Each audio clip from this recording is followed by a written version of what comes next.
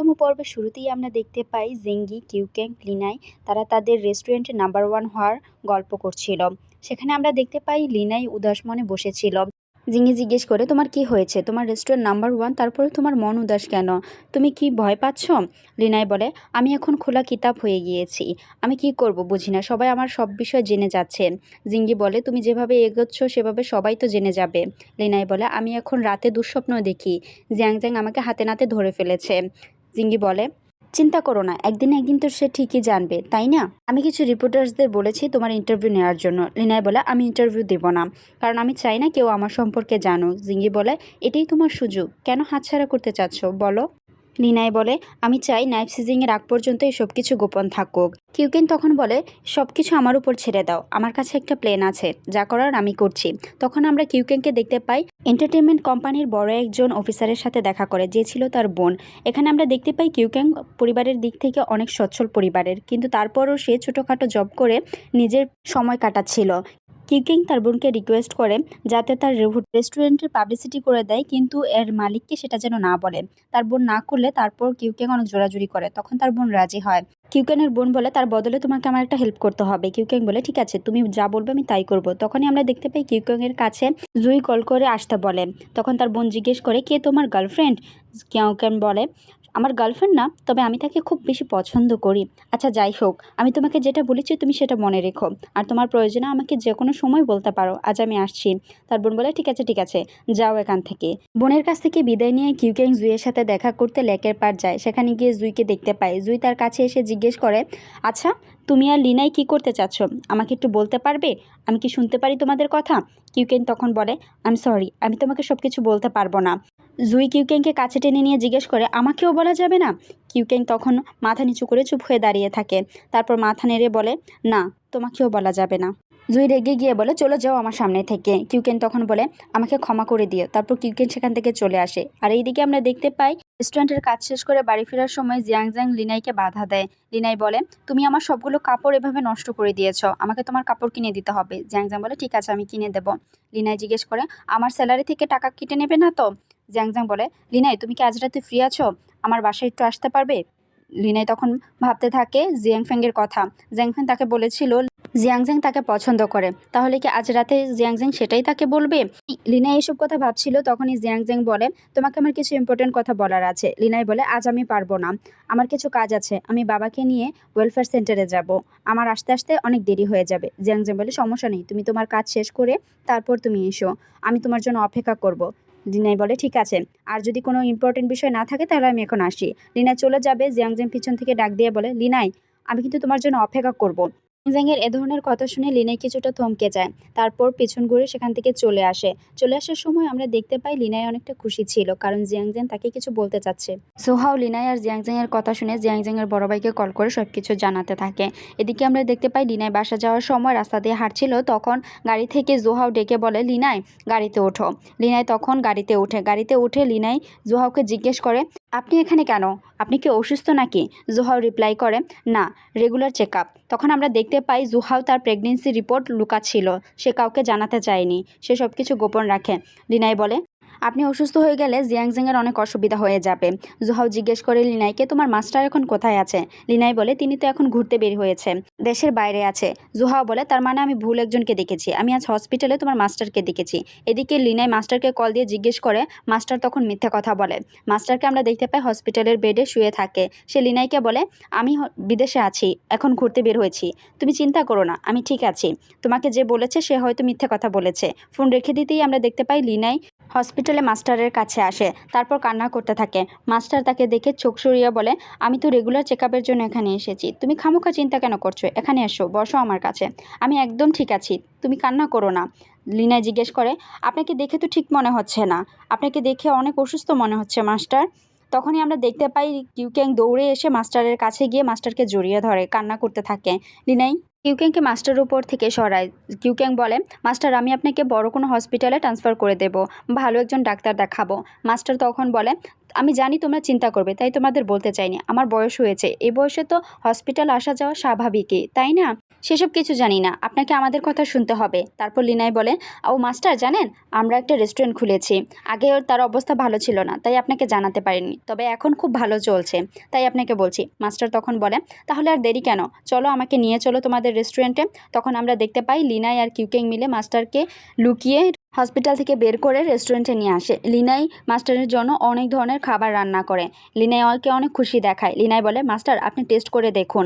লিনাইয়ের master তখন test করার জন্য কিছুটা খাবার নিয়ে খেয়ে টেস্ট করে বলে, আমার তো টক মিষ্টি অনেক ভালো লাগে, এটা আমার খুবই পছন্দের।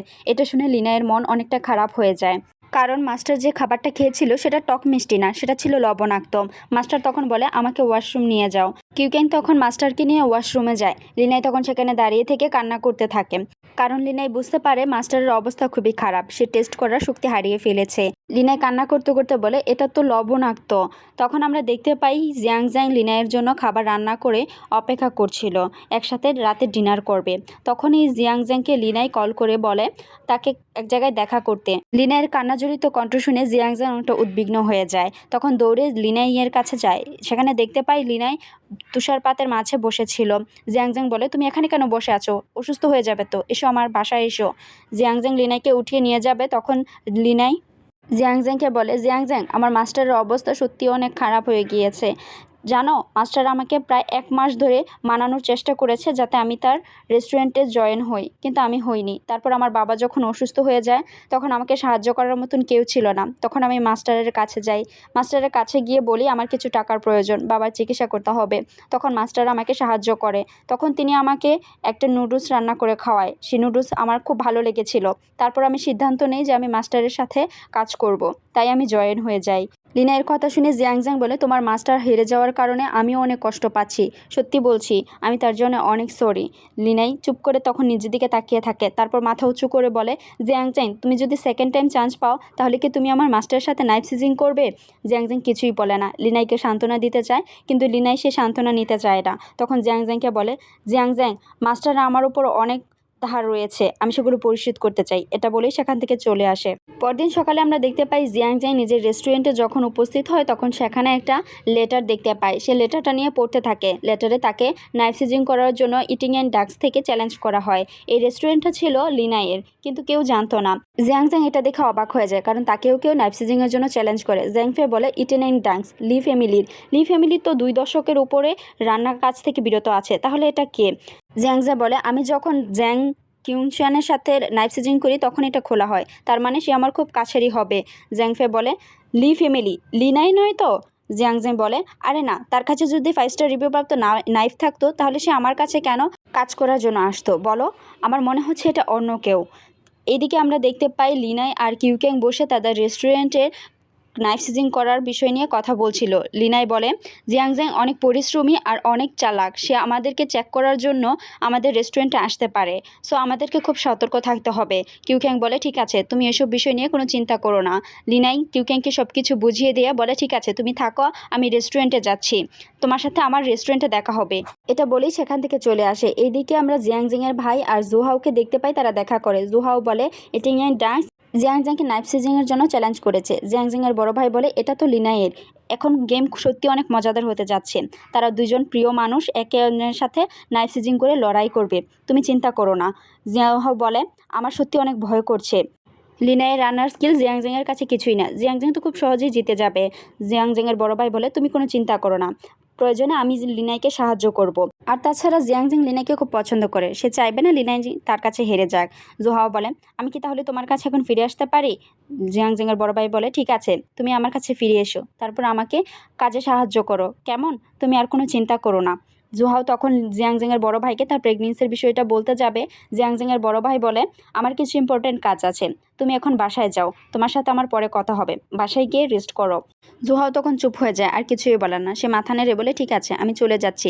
গাড়ি থেকে বের হওয়ার সময় জুহাওকে কিউকেং দেখে ফেলে। সে বলে, জিয়াংজিংয়ের বড় ভাই আর জুহাও এখানে একসাথে কেন? কিউকেং তখন লিনাইকে এই বিষয়টা জানায়। এইদিকে আমরা দেখতে পাই রেস্টুরেন্টে লিনাই এসে জুহাওকে খুঁজতে থাকে। লিনাইকে উকিঝুঁকি করতে দেখে জিয়াংজিং বলে, তুমি কি কিছু খুঁজছো? লিনাই জিজ্ঞেস করে, জুহাও কোথায়? জিয়াংজিং বলে, সে রিজাইন দিয়ে দিয়েছে, সে আর এখানে আসবে না, তুমি তোমার কাজে মন দাও। লিনাই জিজ্ঞেস করে, আমি কি তোমাকে এবার নাইট সিজিংয়ে চ্যালেঞ্জে অ্যাসিস্ট করব না? জিয়াংজিং বলে, না, তার কোনো প্রয়োজনই, এবার আমি একাই করব।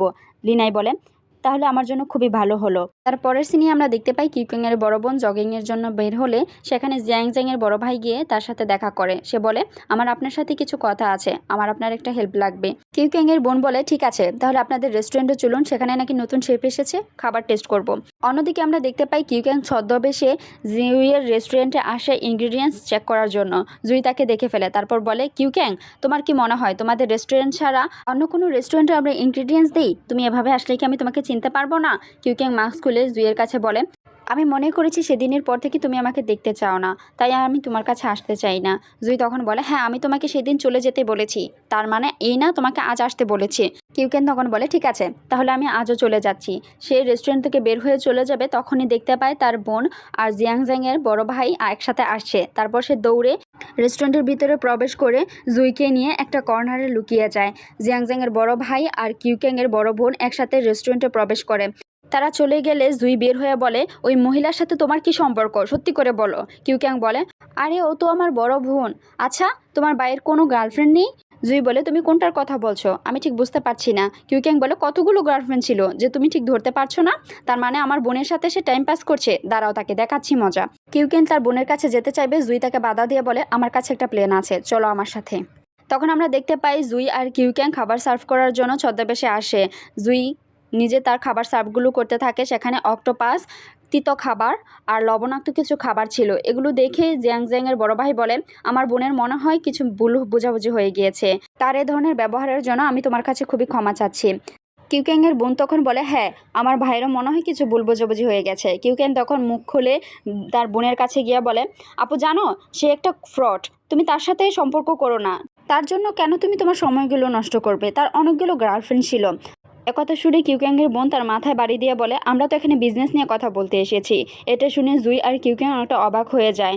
জুইকে দেখে কিউক্যাংয়ের বোন বলে, কি তোমার গার্লফ্রেন্ড? কিউক্যাং তখন কিছুই বলে না, তখন চুপ করে দাঁড়িয়ে থেকে জুইয়ের দিকে তাকিয়ে থাকে। জুইয়ের ভাই জুইকে বলে, তোমরা ডেট করছো? গ্র্যান্ডপা কি এ বিষয়ে জানে? জুই বলে, আমরা ডেট করছি না, সে আমার ফ্রেন্ড। কিউক্যাং অনেকটা অবাক হয়ে তার দিকে তাকে। তখন জুই সেখান থেকে বের হয়ে চলে আসে। কিউক্যাং তার পিছু পিছু বের হয়ে তাকে বাধা দিয়ে বলে, আমি তোমার ফ্রেন্ড? জুই বলে, তা নয় তো কি, তুমি আমার কি হও? কিউক্যাং বলে, যদি তোমার ফ্রেন্ডই হই তাহলে সেদিন তুমি আমাকে কিস কেন করলে? জুই বলে, কিস করলেই কি তোমাকে আমার পছন্দ করতে হবে? জুইয়ের এক কথা শুনে কিউক্যাংয়ের মনটা ভেঙে যায়। তারপর বলে, ঠিক আছে, আমি বুঝতে পেরেছি। এটা বলেই সে সেখান থেকে চলে আসে। জুইয়ের বড় ভাই আড়ালে থেকে তাদের সব কথা শুনছিল। পরের সিনে আমরা দেখতে পাই লিনাই তার রেস্টুরেন্টে নাইফ সিজিংয়ের জন্য বিভিন্ন ধরনের ডিশ টেস্ট করছিল, কোনটা ভালো হয়। কিউক্যাং বলে, লিনাই, আমার মন ভেঙে গিয়েছে। লিনাইকে সে তার মন ভাঙার কথা বলতে থাকে। লিনাই এ কথা শুনে বলে, তোমরা রিলেশনে কবে ছিলে? আমি তো জানি না। কিউক্যাং বলে, তুমি কিভাবে বুঝবে? আচ্ছা, যাই হোক, কথা বাদ দাও। তোমার কম্পিটিশনের জন্য প্রিপারেশন কেমন চলছে?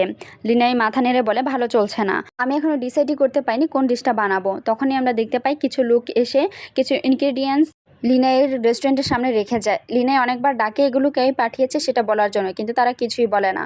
সেখানে অনেক দামি দামি ইনগ্রেডিয়েন্টস দেখে লিনাই কিউক্যাংকে বকতে থাকে, তুমি এগুলো কেন অর্ডার করেছো? কিউক্যাং বলে, তোমাকে না জানিয়ে আমি কবে কোন জিনিসটা অর্ডার করেছি বলো? তারপর কিছুক্ষণ ভেবে চিন্তেই দুজনেই বলতে থাকে, এগুলো জিয়াংজিং পাঠানি তো? এটা বলে তারা দুজন কিছুটা দূরে সরে যায়। আর এখানেই আমাদের সুইট ট্র্যাপের 13তম পর্ব শেষ হয়। ধন্যবাদ।